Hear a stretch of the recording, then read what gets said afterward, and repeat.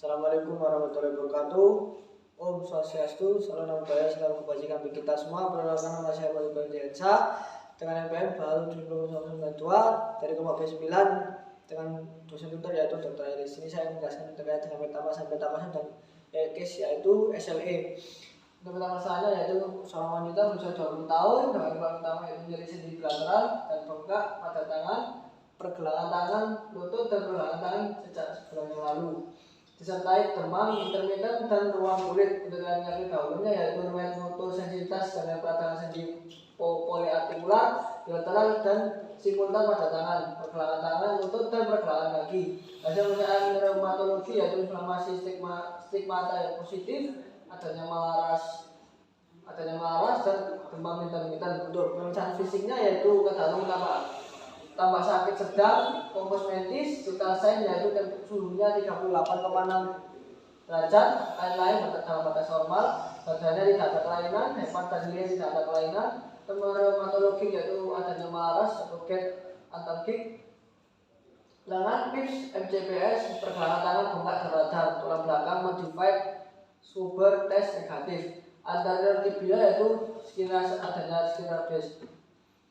Untuk pemeriksaan laboratorium yaitu untuk hematologi HB-nya 10 gram, HbBc-nya 2300, diameternya yaitu 230.000, Difcon-nya yaitu 68, basophilnya 0%, eosinophilnya 2%, stamina yaitu 3%, segmennya 47%, limfositnya 43%, monositnya 5%. Serologik tesnya yaitu ANA yaitu ada positif homogeneous pattern, positif negatif RF, anti dsDNA yaitu non available, BWN dan serum kreatinin yaitu normal. Pemeriksaan laboratoriumnya yaitu urinalisis protein negatif, chest X-ray normal, ECG dalam batas normal, synovial fluid analisis fluid 30 ml of straw colored fluid, no specific odors dan positive sign.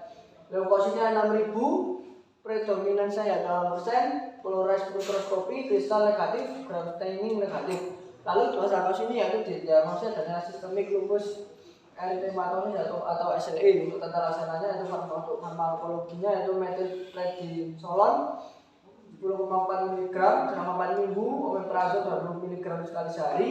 Untuk non farmakonya yaitu timolidin dan bergabung dengan komunitas penyakit lupus atau yayasan Samsung 2 sebagai bentuk dukungan. Lalu kondisi pasien semakin membaik dan berhasil dinyatakan hamil setelah mendapat perawatan dan dukungan dari suami dan komunitasnya. Pasien berhasil melahirkan bayinya dengan selamat, namun bayinya meninggal pada usia 7 tahun karena memiliki blok jantung bawaan dan hasil antibodi ibu ANA positif. Lanjut untuk peta konsepnya yaitu pada konsep ini yaitu sel yang normal. Kemudian apabila ada faktor yang memengaruhi terjadinya SLE seperti genetik, hormon, dan lingkungan seperti merokok, paparan, sinar UV, infeksi virus, dan obat-obatan akan memicu terjadinya kerusakan sel. Sel yang rusak ini akan berupa kematian atau apoptosis sel.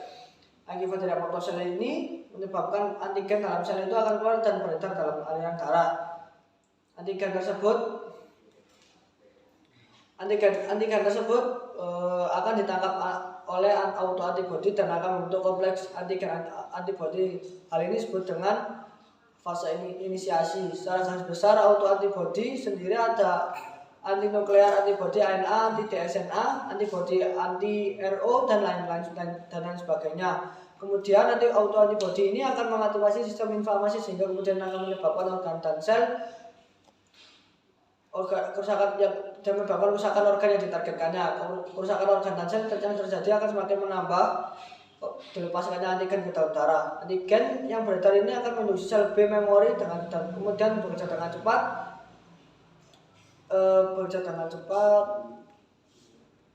membelah dan membentuk lebih banyak sel plasma.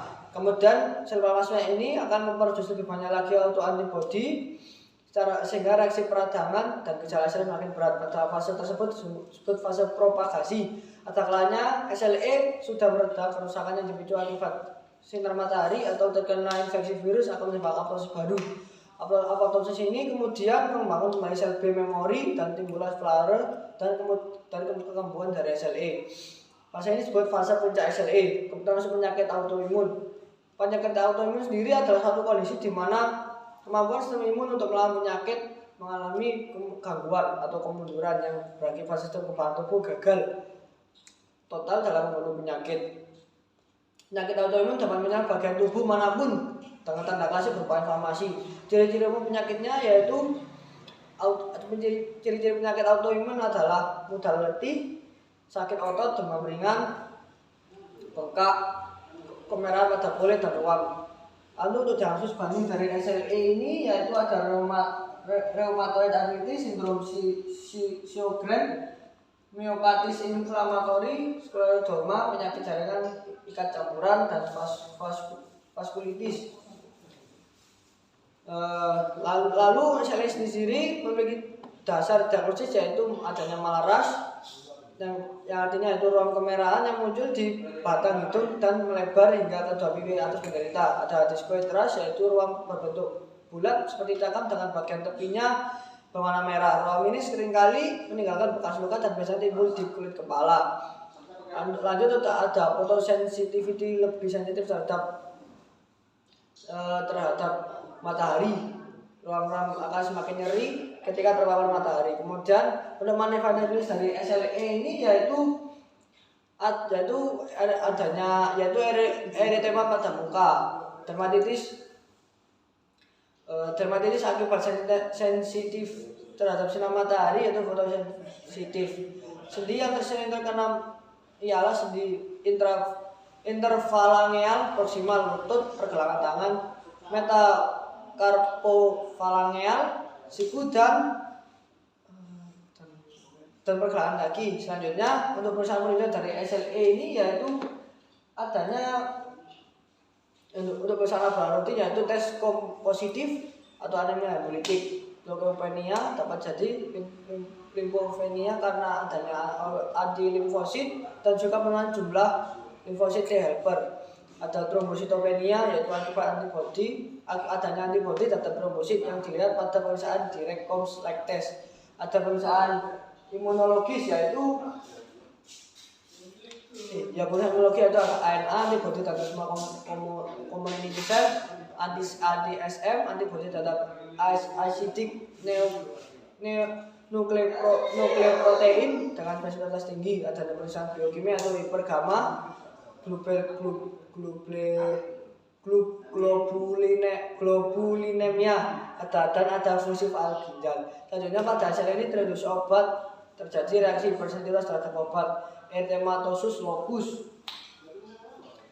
Untuk penalasan SLE pada kasus ini yaitu pemberian metil prednisolon 0,4 selama 4 minggu, adanya omeprazole 20 mg sehari, kemudian steroid itu diturunkan ke dosis terkecil yang masih bisa menghilangkan remisi lupusnya.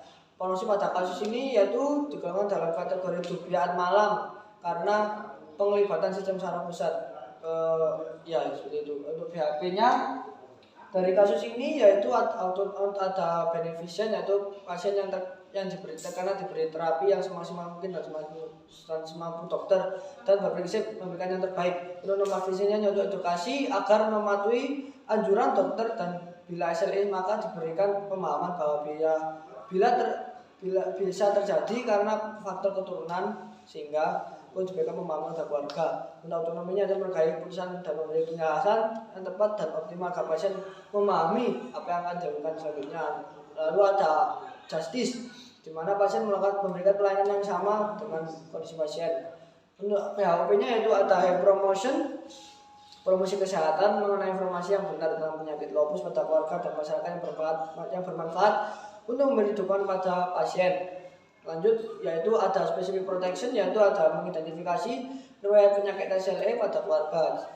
Ada early diagnosis dan treatment yaitu deteksi dini SLE, yaitu dengan periksa lupus sendiri yaitu saluri, misalnya jika ada gejala seperti demam yang lebih dari 30 derajat Celcius dengan sebab tidak jelas, lelah dan lemah berlebih, sensitif terhadap sinar matahari yang merontok pada kulit, segera konsultasikan diri kepada dokter. Lanjut ada disability limitation-nya yaitu hindari paparan sinar matahari berlebih atau gunakan tabir surya sebelum beraktivitas.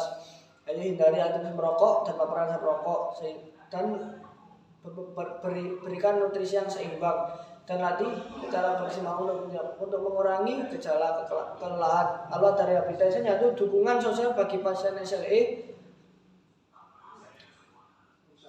ya dengan